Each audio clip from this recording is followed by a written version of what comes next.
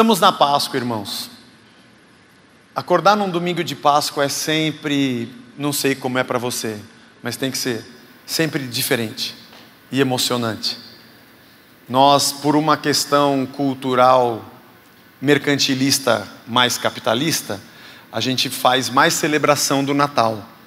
Devemos celebrar sem dúvida nenhuma, mas a Páscoa é onde a gente começa. Nós começamos na cruz. Foi a morte de Cristo e a sua ressurreição que nos trouxe vida. É por causa disso que nós estamos aqui.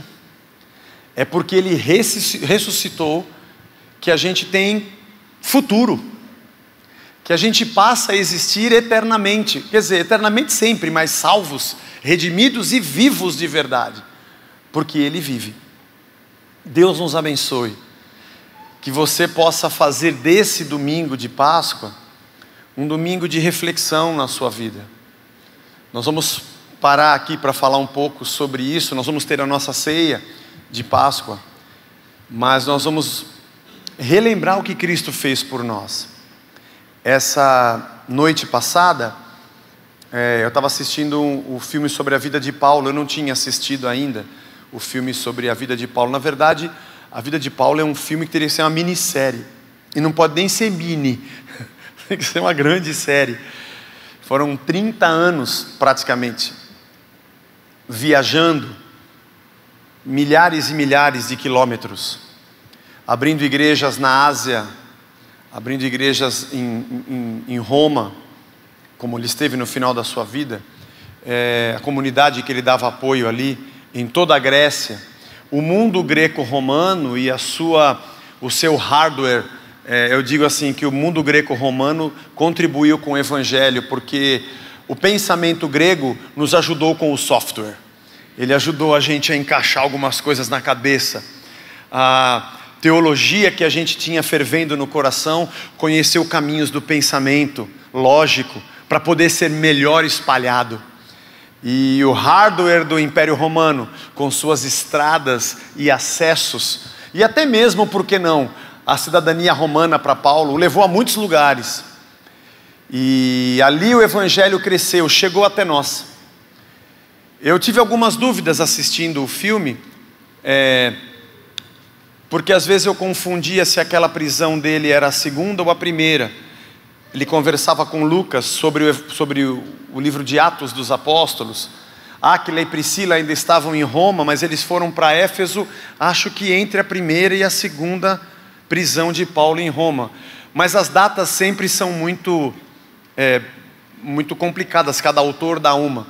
Ele dá a entender no filme que Áquila e Priscila vão para Éfeso na segunda prisão de Paulo, estava perto da sua morte, ele é decapitado em Roma. Mas tirando esses detalhes, eu achei muito bonita o fato da gente revisitar a história de um homem que matava cristãos, que perseguia cristãos, e de repente se vê numa situação em que ele não pode deixar de morrer por Cristo.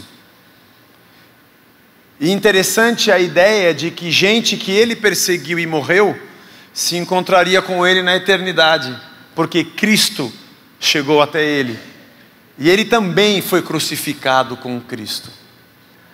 Também há uma alusão de que talvez isso teologicamente também existe, essa hipótese, de que quando Paulo fala que tem um espinho na carne, não fosse uma enfermidade ou um problema físico, mas talvez as memórias de tudo que ele causou, de mortes e perseguições quando ainda não era um cristão. O filme dá a entender que esses eram os fantasmas que acompanhavam Paulo. São hipóteses. Quando a gente chega lá, eu tenho uma lista de perguntas para fazer, para ele, para Marcos, para Barnabé, eu tenho várias, né? Para Jesus nem se fala, mas a verdade é que na véspera do domingo de Páscoa, eu me peguei assistindo esse filme, pensando exatamente no fato de que a morte de Cristo nos impulsiona a darmos a nossa vida. Não há sentido na morte e na ressurreição de Cristo se ela não gerasse o desejo em mim e em você de morrermos. E eu quero ler com você um texto de Paulo que está em Romanos, no capítulo número 6, no verso de 1 a 14. O livro de Romanos é tido como o Evangelho de Paulo, e os primeiros capítulos, ele vem fundamentando a ideia de que nós somos salvos pelo sacrifício de Cristo, pela graça, e mediante a nossa fé. Somos justificados por Ele, na sua morte, e gratuitamente Ele nos deu vida. De que não foi um sacrifício que fizemos, e que não é um pagamento que temos, mas é a graça de Deus, inexplicável, inigualável, que gratuitamente se ofereceu a nós. E que quando pecamos, tropeçamos, temos nele o abrigo da graça. E ali a gente recomeça, todo dia a gente tem chance de recomeçar. Por isso ele começa esse trecho dizendo assim: o que diremos então? Por isso que tem um então, porque eu tenho alguma coisa escrita antes. Continuaremos no pecado para que a graça aumente ainda mais? Ou seja, já que ele nos perdoa de graça, a gente pode sair pecando que nem louco? De modo nenhum. Como viveremos no pecado, nós que já morremos para ele? É que o dia que eu olhei para Cristo e vi que ele se doou gratuitamente, mas ele pagou um preço, nasce em mim uma responsabilidade que a graça me dá. Eu não posso continuar nessa vida sabendo que ele pagou o preço para que eu a tivesse. Ou será que vocês ignoram que todos nós que fomos batizados em Cristo Jesus, fomos batizados na sua morte? Nós somos imersos, envolvidos pela sua morte. A morte de Cristo nos abraçou. Fomos sepultados com Ele na morte pelo batismo, para que como Cristo foi ressuscitado dentre os mortos, pela glória do Pai, assim também nós andemos em novidade de vida. Feliz Páscoa! Ele morreu por nós e nós morremos junto com Ele. Ele se entregou pagando o preço do nosso pecado para que tivéssemos vida. E quando o conhecemos, como Paulo nós dissemos: eu também estou crucificado com Cristo e já não vivo mais eu, mas Cristo vive em mim. O fato dele se entregar por mim gerou em mim a vontade de me entregar a Ele, porque nós fomos sepultados com Ele na morte. Porque se fomos unidos com Ele na semelhança da sua morte, certamente seremos também na semelhança da sua ressurreição. Páscoa é recomeço. Páscoa é o perdão de Deus, é o preço pago para que a gente tivesse chance de começar de novo, sabendo isso, que a nossa velha natureza, quem a gente era antes de Cristo, foi crucificada junto com Ele, para que o corpo do pecado seja destruído e não sejamos mais escravos do pecado. Pois quem morreu está justificado do pecado. Ora, se já morremos com Cristo, cremos também que viveremos com Ele. Sabemos que, havendo Cristo ressuscitado dentre os mortos, já não morre. A morte já não tem domínio sobre Ele. Engraçado, como é que eu posso matar quem já morreu? Não é? Esse é o problema do Walking Dead. Como é que eu mato quem já está morto? Pois quanto a ter morrido de uma vez, para sempre morreu para o pecado, mas quanto a viver, vive para Deus. Se você morre com Ele de uma vez por todas para o pecado, você passa a viver de uma vez por todas para Cristo. Assim também vocês considerem-se mortos para o pecado, mas vivos para Deus em Cristo Jesus. Portanto, não permitam que o pecado reine em seu corpo mortal, fazendo com que vocês obedeçam às suas paixões. Também não ofereçam os membros do corpo ao pecado, como instrumentos de injustiça, mas como pessoas que passaram da morte para a vida. Ofereçam a si mesmos a Deus, e ofereçam os seus membros a Deus, como instrumentos de justiça. Porque o pecado não terá domínio sobre vocês, pois vocês não estão debaixo da lei, e sim debaixo da graça. Que interessante. Antes vivíamos pela lei. A lei não consegue mudar uma pessoa. A lei só consegue mostrar se ela está certa ou errada. Mas a graça nos redime. A graça nos dá nova chance. A graça trouxe a habitação de Cristo em nós e a transformação do nosso ser, transformação da nossa vida. A Páscoa celebra a nossa chance de viver de novo, recomeço, novo nascimento, natureza pecaminosa redimida. Carregamos dentro de nós o pecado. Carregamos dentro de nós, nesse corpo, a tendência e a inclinação do pecado. Você não precisou fazer curso para errar. Ninguém precisou te instruir a ser falso. Ninguém precisa nos mostrar como é que se tem inveja. Ninguém vem mostrar para nós como é que a gente faz para odiar alguém. Ninguém veio colocar dentro de nós injustiça, falsidade. Você prestou atenção nisso? Alguém te deu aula sobre isso? Alguém te mostrou como é que se faz essas coisas? A maldade, que é a ausência de Deus, está entranhada em nós. Somos maus por nascença. Nascemos mortos porque nascemos distantes de Deus. A vida de Cristo, que passeou entre nós, que andou no meio da nossa dor, nos fez olhar para Ele e dizer: que é aquilo ali? Quem que é esse cara que está andando aqui? Isso aqui é vida. É isso aqui de onde você tirou isso? De onde você tirou essa vida? De onde você tirou essa verdade, esse amor, essa justiça, essa generosidade, essa compreensão, essa verdade, essa transparência, essa simplicidade? Da onde vem isso? Porque os escribas e fariseus não nos mostraram isso. Eu não trouxe de algum lugar. Eu sou esse lugar. Eu não tenho uma vida para te dar. Eu sou a vida. Eu sou o caminho. Eu sou a verdade. É por isso que nós olhamos para Ele, e a primeira coisa que precisa acontecer na nossa cabeça é que a gente não consegue mais viver o que a gente vive. Transformação. A ressurreição de Cristo aponta para a vida. E todos aqueles que são crucificados com Ele, que estão dispostos a matar a si mesmos, a sua natureza e o seu pecado, começam a viver a verdadeira vida em Cristo, ressurretos com Ele, sepultados com Ele, ressurretos com Ele. Você já percebeu nesse mundo que a gente não discute o desejo, a gente discute o direito. Nós discutimos o direito. Eu tenho o desejo de fazer tal coisa, vamos discutir isso. Pode ou não pode? Não, você tem direito a ser feliz, você tem direito a fazer o que você gosta, você tem direito de decidir, fazer suas escolhas, você tem o direito de seguir o caminho que você quer, você está perseguindo a sua felicidade, você tem o direito de buscar o que você quiser e tem liberdade para fazer o que você quer. Eu estava dizendo para os jovens no acampamento, aliás, o nosso acampamento está sensacional, acho que é o maior que a gente já fez como igreja, juntando adolescentes, jovens adultos, e o tema lá é essa guerra, nossa guerra contra a carne. O tema de uma guerra foi muito legal. Eu falei sobre a camuflagem, que a gente esconde o pecado e usa um traje camuflado. Inventamos histórias para dizer que são nossas escolhas, que é uma questão cultural, mas nunca queremos olhar para dentro.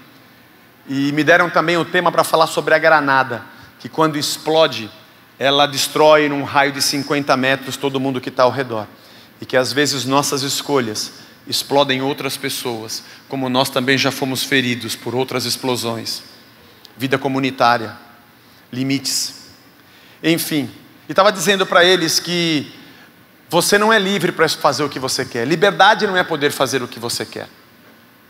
Liberdade é o direito que você tem de fazer o que é justo, o que é bom, o que é correto, o que é plausível, o que é santo. Ah, mas eu só posso fazer isso daí, então eu não sou livre. Se você quer fazer o que é injusto, o que é mal, o que é errado, não é liberdade.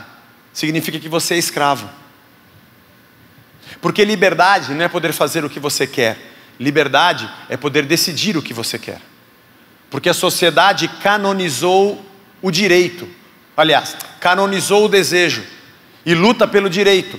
Ninguém discute o que você quer. O que você quer é santo e justo. Nós vamos discutir o direito. Eu dei um exemplo lá, bobo, mas que acho que tem a ver. Se eu chegasse ali para Joyce e falasse, eu quero dar um tapa no Rubinho. Pode, vamos discutir o direito. Pode ou não pode dar um tapa no Rubinho? Depende, se o Rubinho fez alguma coisa para você, se fizer, acho que pode. Mas depende, se for uma coisa muito grave, se ele der um tapa em você, você pode dar um tapa nele também. Mas se ele falou uma mentira, depois de acordo com a mentira, você pode fazer alguma coisa. Discutimos o ato. E ficamos aqui discutindo se deveria dar o tapa ou não deveria dar o tapa, mas alguém levanta e fala: pera, posso discutir uma outra coisa? Por que você quer dar o tapa no Rubinho? Porque ninguém discute o que a gente quer, porque o que a gente quer é santo. Porque temos liberdade de fazer o que queremos, mas somos escravos do que queremos. Somos escravos de nós mesmos. Você diz que é livre porque você pode escolher quem você quiser para fazer o que você quiser, mas você é escravo desse desejo. Você é livre para ter sexo com quem você quiser, não percebeu que você é escravo da sexualidade. Você é livre para fazer negócios com quem você quiser, e quer ser livre para decidir o quanto você pode explorar ou não, mas você não percebeu que você não é livre, você é escravo dessa ganância. Você é escravo dessa falsidade. Você é escravo desse desejo. Liberdade não é poder fazer o que se quer. Liberdade é ter a vontade correta de Cristo dentro de nós. Liberdade é podermos dizer para nós mesmos não. Porque se você só pode dizer sim, você não é livre, você é escravo. Você só é livre quando você puder dizer não para o seu próprio desejo. A questão do desejo, ela é antiga, mas nunca ninguém quer colocar o tempero do pecado que explica a maldade humana e a escravidão do pecado. Por que eu digo isso? Porque não há sentido de morrer com Cristo, como nós lemos no texto, se eu não reconhecer que eu preciso matar essa vida para reviver na vida dele. Páscoa é a alegria da nossa vida. É olhar para a cruz e dizer: foi ali que eu morri e é ali que eu nasci de novo. É ali que eu recomeço. É na doação de Cristo e na sua morte que foi sepultado o meu pecado e eu mesmo. E é nele, na sua ressurreição, que eu começo a viver de novo.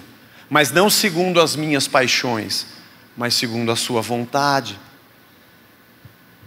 Nós costumamos dizer assim: vou explicar a minha vida. Aqui estou eu, o que eu gosto, meus hobbies, as coisas que eu faço, o futebolzinho que eu assisto, o dia que eu gosto de sair. Isso aqui é uma parte da minha vida, porque nós dividimos a nossa vida em compartimentos. Aí eu tenho uma outra, essa aqui é a minha família. Minha mulher, meus filhos, ou meu marido, meus filhos, meus pais. Isso aqui é a minha família.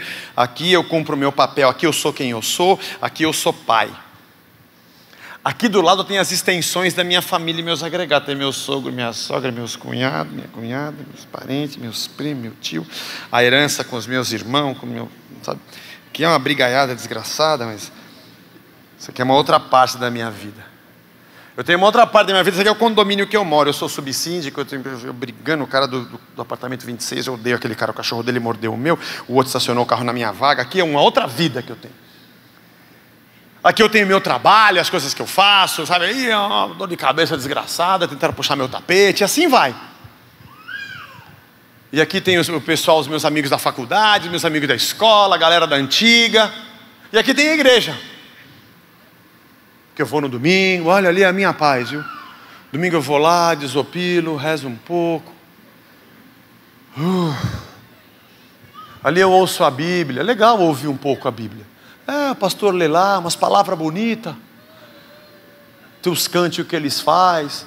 A gente até fica dá uma voada, aleluia. Aí vem aquela frase bem que o culto podia durar para sempre. Aqui a gente sente que está no céu. Aqui está tudo maravilhoso. Eu costumo dizer que esse lugar aqui, me inclua, estou dentro dele. Esse aqui é o festival da hipocrisia. É ou não é, irmão? Aqui a gente sorri. Eu não sorrio assim na minha casa. Eu não digo esse bom dia que eu digo aqui lá no meu trabalho, nem para o cara do apartamento 25 lá do meu prédio. E se for falar do meu sogro, da minha sogra, dos meus cunhados, da herança, isso aí que eu não falo mesmo. Aqui eu falo. Aqui eu abraço. Aqui eu digo frases do evangeliquez, sabe? Que eu aprendi. Tem várias, quer ver? A paz do Senhor. Deus abençoe, varão. Essas são boas, em nome de Jesus.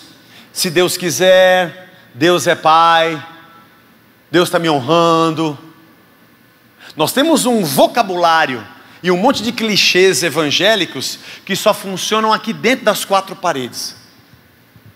Ou quando o jogador de futebol dá entrevista e fala um monte de frase. Só quando ele mete o pontapé que as frases vão por água abaixo, ele chuta todas. Quando ele finge que está machucado, rola, finge de morto, demora para sair de campo, né? Faz cera. Aí no fim ele fala glória a Deus. Deixa para lá. Esse tipo de evangelho falso, hipócrita, mentiroso, que ele funciona na nossa boca e funciona nesse mar de hipocrisia chamado reunião de domingo. Porque nós dividimos a nossa vida assim, porque nós não morremos ainda. Aliás, o verbo viver ou estar vivo é também um sinônimo de esperteza. Esse cara é vivo, hein? Viva esperto. A ressurreição de Cristo precisa nos dizer que nós precisamos morrer. Pega uma chave de fenda e desmonta essas quatro paredes, porque a igreja não é o lugar que você frequenta. Igreja é o corpo de Cristo que somos, discípulos do Mestre, redimidos e dispostos a estar crucificados junto com Ele todo dia. E aqui eu entendo que a vida que eu tenho não é vida sem Ele. Por isso eu tenho a mente de Cristo e carrego dentro de mim as mesmas atitudes ou os mesmos sentimentos que estavam em Cristo, de Filipenses 2,5.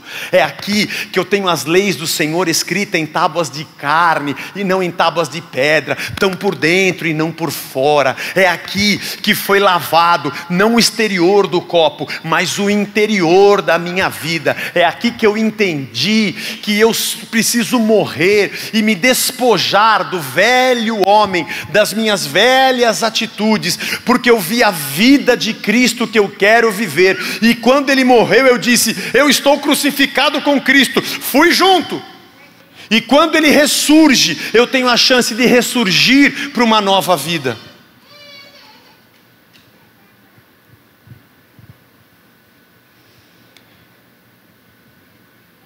Desculpa que eu tenho toque, me perdoe, mas eu tenho toque quando...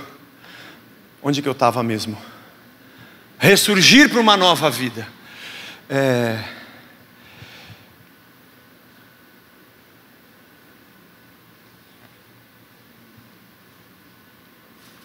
Deus me ajude a me lembrar de novo agora.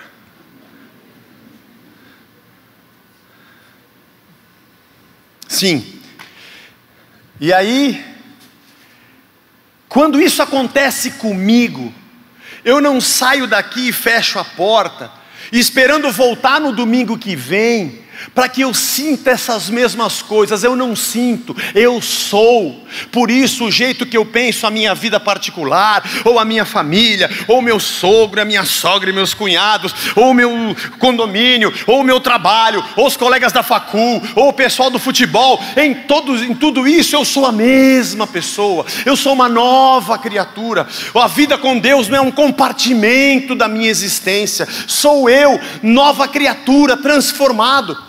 A maneira como eu olho para a política, a maneira como eu vejo a sociedade, a saúde pública, o futebol, a educação do meu filho, a maneira como eu discuto as coisas do condomínio do meu prédio, o jeito que eu me enxergo na vida com os meus amigos, tudo isso demonstra o Cristo que está em mim e a nova criatura que eu sou, porque Ele morreu e eu com Ele, e Ele ressurgiu e eu também. Por isso Paulo diz que esmurra o próprio corpo. Por isso Paulo diz que miserável homem que eu sou. Caramba!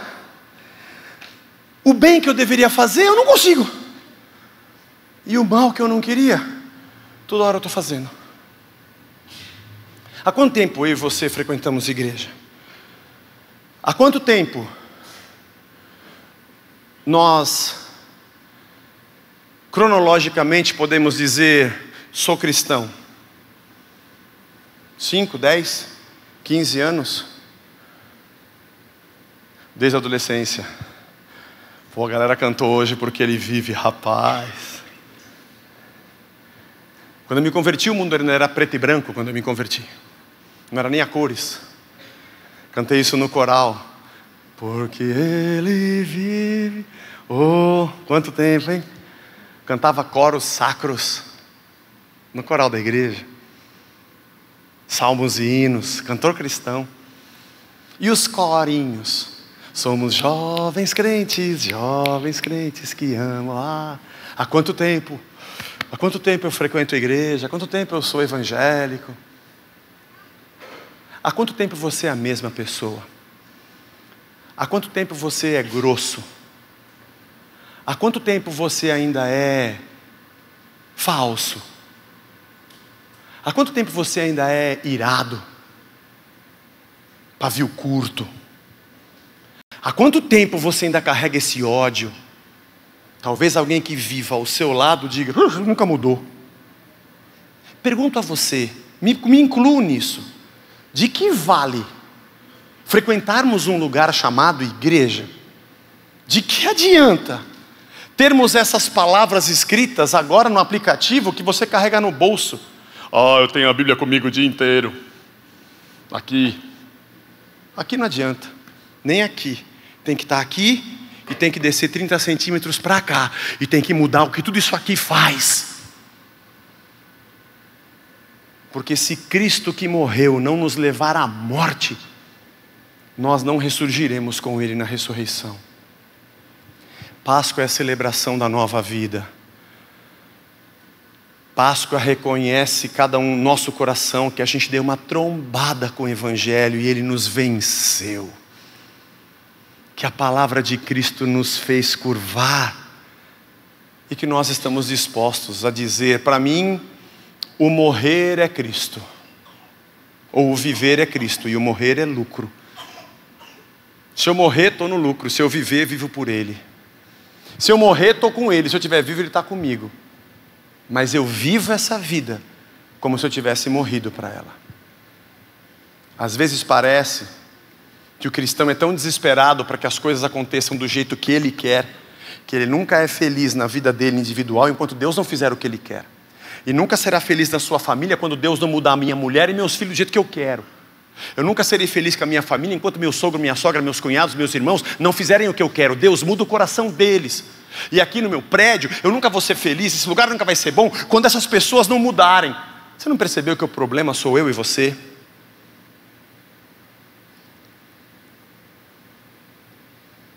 Eu não frequento mais igreja porque ninguém prega o evangelho correto. Verdade. Você perdoa 70 vezes 7, você anda mais uma milha, você vive no evangelho, na palavra todos os dias, você ama como Cristo amou, você é justo como Jesus é também. A sua adoração é 24 horas por dia. Você vive o evangelho correto e a igreja aqui não. Você é um hipócrita falso. Quer cair na gandaia? Vai cair na gandaia. Não vai falar que ninguém anda no evangelho. Porque na verdade, nenhum ser humano consegue viver o evangelho da maneira como Cristo viveu. Por isso a gente se rende, se arrepende e quer reconstruir a vida todo dia. Porque a Páscoa diz que porque eu morri com Ele, eu tenho chance de recomeçar amanhã. Agora, os perfeitos acham que tem a vida no evangelho. De repente são outros Cristos que a gente não sabe. Esse aqui é o lugar dos defeituosos. Esse aqui é o lugar dos que não conseguem viver sem Cristo. Esse ambiente do corpo de Cristo é o ambiente do zelote, é o ambiente do samaritano, é o ambiente do cobrador de impostos, do Zaqueu. Esse é o ambiente que vem o bandido da cruz, o pecador e o publicano, a prostituta. É a mesa onde todo mundo tem assento. Não porque somos perfeitos, mas porque a graça nos abraçou. Por isso, a gente se envergonha de continuar amando o pecado, depois de tudo que Ele fez por nós. Eu não ando em santidade certinho para que Ele me abençoe. Na verdade, Ele me abençoou antes de eu nascer. E me deu vida quando eu nem sabia que estava morto. Eu trilho o caminho da retidão porque eu o amo. E porque quando eu olho para a graça, eu me envergonho de quem eu sou. E eu falo, Senhor, o Senhor morreu por mim. Ressurgiu. E eu quero viver contigo. Que Deus nos abençoe nessa Páscoa. E ela seja de verdade para nós um dia de celebração, porque nós morremos juntamente com Ele e nele temos vida. O Deus que nos cria e nos vê perdidos pela opção do pecado, vem e leva sobre Ele mesmo a nossa culpa. Uma vez eu vi uma ilustração e eu quero encerrar com ela, que um assassino, o assassino de um rapaz, estava sendo julgado num tribunal. E o juiz estava ali com toda a corte para julgar aquela pessoa, para julgar aquele assassino. E quando aquele rapaz que assassinou um outro entra na sala do júri, percebe uma coisa muito preocupante, que o próprio juiz era o pai do menino que foi assassinado. Meu Deus do céu, eu vou ser julgado por um juiz, e foi o filho dele que eu matei. E aí essa parábola conta, é uma parábola, de que o juiz, depois de todos os depoimentos, ele inocenta o rapaz que assassinou o seu filho. E além de inocentá-lo, diz assim: eu gostaria que você viesse morar na minha casa, e que você fosse viver, e fosse meu filho, no lugar do meu filho que você matou. Isso é um absurdo inimaginável, ninguém faria uma coisa dessa, mas foi o que Deus fez. Foi o pecado de vocês que matou meu filho. Então eu quero que vocês agora venham comer na minha mesa e se assentar na minha casa e passem a ser o meu filho, porque ele morreu para que vocês conhecessem o caminho da vida. Depois dessa, eu não consigo mais sair matando de novo. Eu preciso viver a minha vida por esse pai, que sabendo quem eu sou, me estendeu a mão para que eu ressuscitasse para a sua vida. É Páscoa. Cristo ressuscitou. Domingo de manhã. Rendamos a nossa vida a Ele, porque Ele é merecedor. Vamos fechar os nossos olhos.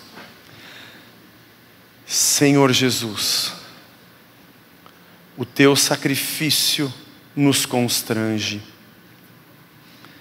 A obra da cruz faz a gente corar de vergonha. A Tua dádiva, Senhor, faz a gente querer começar de novo. Nessa luta da carne contra o Espírito, nós precisamos ser vencidos pelo Teu amor e pela Tua palavra. E precisamos vencer esse desejo canonizado pelo mundo e dizer: miserável homem que sou. Eu quero ser livre do pecado, não livre para fazer o que o pecado me diz. Eu quero ser liberto desse desejo pecaminoso e não ter a liberdade para dar vazão a ele. Eu reconheço que preciso morrer. Nessa Páscoa, Senhor, nós bendizemos o Teu nome. Só Tu és digno. Quem faria isso por mim? Quem levaria a minha culpa e me amaria? Quem perdoaria a minha transgressão e me chamaria de filho? Senão a Tua imensa misericórdia, o Teu infinito amor e a Tua graça superabundante e inexplicável, Senhor. Por isso eu me rendo a Ti. Por isso eu Te peço que o Senhor nos perdoe mais uma vez. E por isso nós Te bendizemos, por isso nós Te exaltamos, por isso nós glorificamos o Teu nome. Por isso nós Te dizemos obrigado, Jesus, pela Tua morte e pela Tua ressurreição. Cordeiro pascal, Cordeiro de Deus, que tira o pecado do mundo, que levou sobre si o preço da minha culpa. Então eu quero estar crucificado contigo.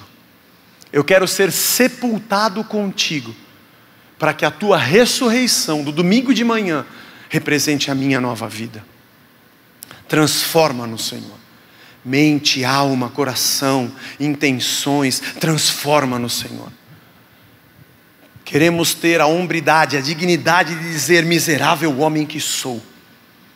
E que essa Páscoa seja também, além da celebração do Teu infinito amor, uma rendição para um recomeço, para tudo na nossa vida.